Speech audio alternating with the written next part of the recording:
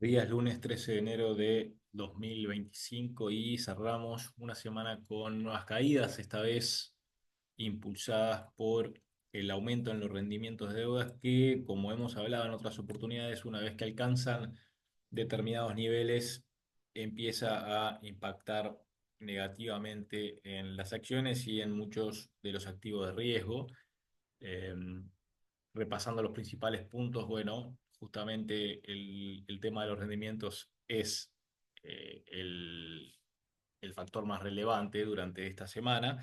A nivel macro, también se destacó obviamente los datos a nivel de encuestas que mostraron mayores presiones inflacionarias y el reporte del mercado laboral de Estados Unidos, que resultó más firme de lo esperado en un entorno como ponemos ahí, y siguiendo con lo que venimos mencionando en las últimas semanas, la amplitud se sigue deteriorando a nivel del mercado de acciones.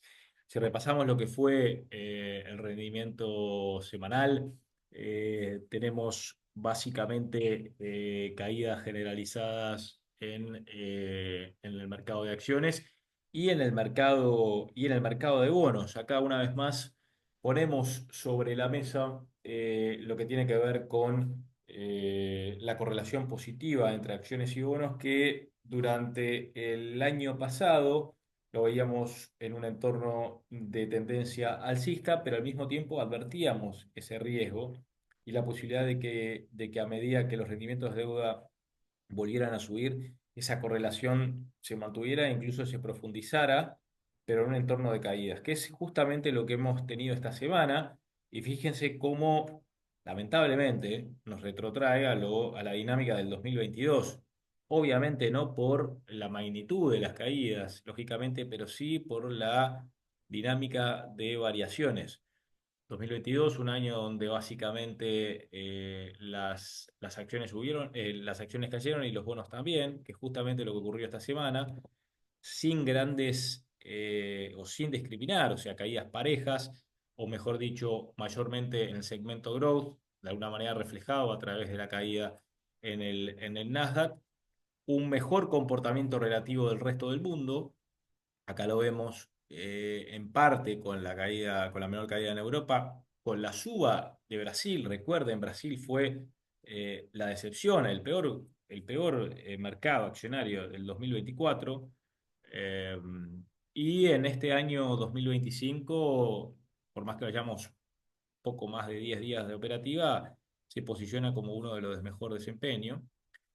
Posiblemente por la influencia de algunas acciones vinculadas al sector de energía, que como vemos acá, el petróleo aparece como el activo en lo que va del año de mejor rendimiento, y fíjese cómo también nos lleva al año 2022, en donde el petróleo tuvo un comportamiento excepcional.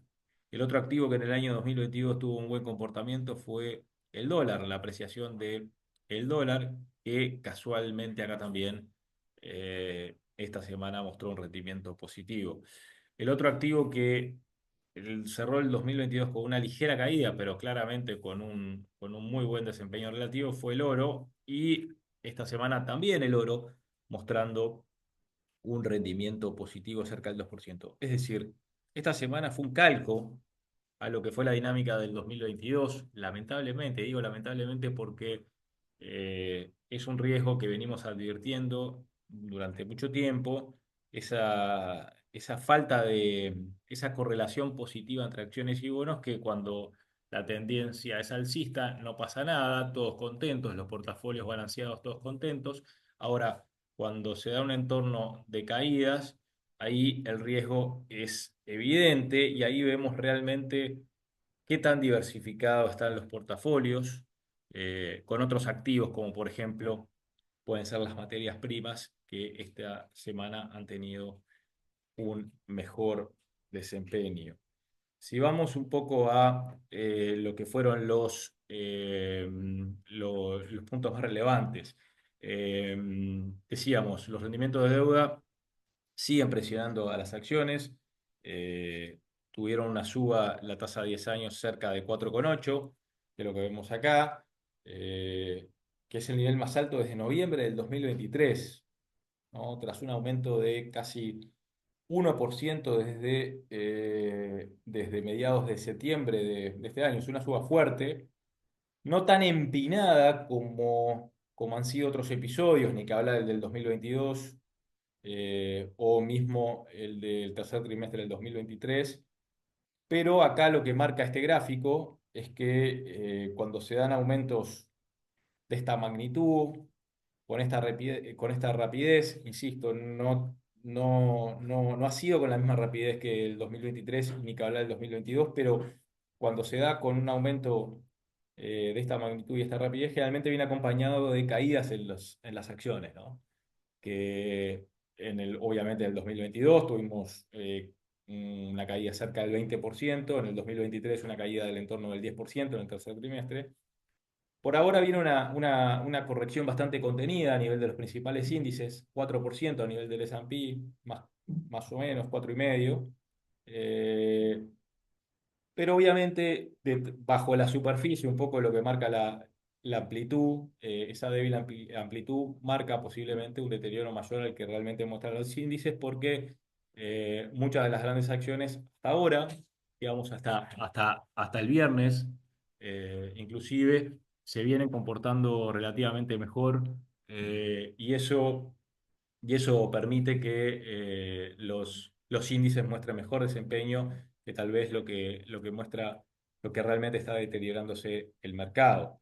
Eh, Como decíamos, esta correlación entre acciones y bonos ha vuelto a ser positiva, y eso pone en riesgo la posibilidad de ver mayores caídas. Buscando un poco la explicación de por qué más que nada los rendimientos han estado subiendo este último tiempo, podemos llevar a entender un poco lo que fue la publicación de las actas del FONC esta semana.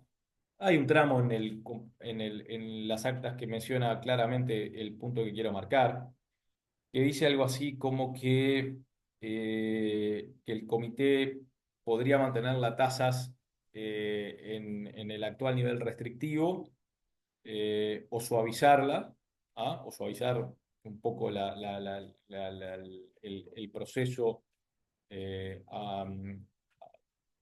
sea, un proceso más lento, si la inflación se mantiene elevada, y al mismo tiempo que el alivio podría darse más rápidamente si las condiciones del mercado se deterioran, ¿no? Entonces, dos, eh, dos puntos acá: eh, inflación y mercado laboral, ¿no? Entonces, veamos un poco lo que nos ofreció al mismo tiempo esta semana en materia de datos económicos, ¿no?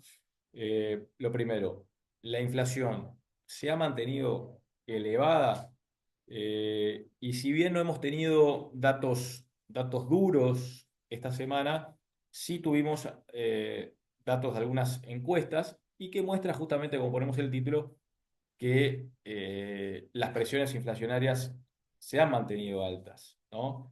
El componente de precios pagados de la encuesta ISM de servicios aumentó fuertemente en diciembre, ¿ah? Señalando de alguna manera un aumento más generalizado de costos en este segmento, y el aumento mayor desde febrero del 2023. Y al mismo tiempo lo que vemos a la derecha, ¿no? La encuesta de la Universidad de Michigan, si bien en datos preliminares, muestra un aumento en las expectativas de inflación de corto y mediano y largo plazo.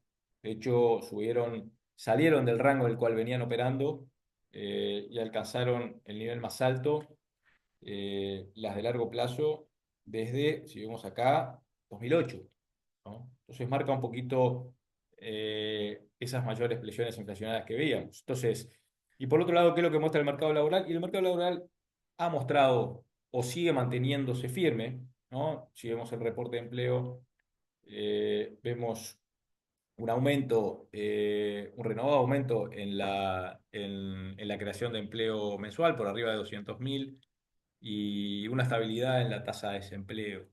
Es decir, en general, los datos estarían apuntando a que un poco lo que menciona o lo que da a entender las minutas del FONC. Con la inflación o con las presiones inflacionarias por arriba altas y con el mercado laboral todavía firme, lo más razonable es esperar una pausa, no solamente en la próxima reunión de la Fed de enero, sino posiblemente en la que viene también. De hecho, el mercado ya, de hecho, está descontando solo un recorte de tasas para este año. Eh, la próxima semana se van a publicar nuevos datos al respecto. Vamos a tener el índice de precios al consumidor, eh, que por ahora ha seguido mostrando que estábamos lejos del objetivo del 2% de la Fed. De hecho, hasta noviembre el IPC mostraba una tasa anual del 2,7 y el PCE Core, que es la medida preferida de la Fed de inflación, también mostrando presiones persistentemente altas y lejos del 2%, porque el último dato muestra un cierre de 2,4 interanual. Es decir, eh, aunque la Fed ha recortado tasas, la realidad es que las condiciones financieras se mantienen restrictivas, ¿ah? No solamente porque las tasas reales están altas, sino por el fortalecimiento del dólar. Entonces, en este contexto, pensar en que en baja de tasas de algún punto de este año no parece tan descabellado. Dicho todo esto, es clave para que vuelva la estabilidad del mercado accionario, que las tasas largas vuelvan a estabilizarse y por sobre todas las cosas retome el sentimiento positivo del mercado, que pasamos rápidamente de una situación de relativa extrema euforia a miedo, como estamos viendo en la actualidad. Así que bueno, esto es todo por hoy, que tengan una muy buena semana.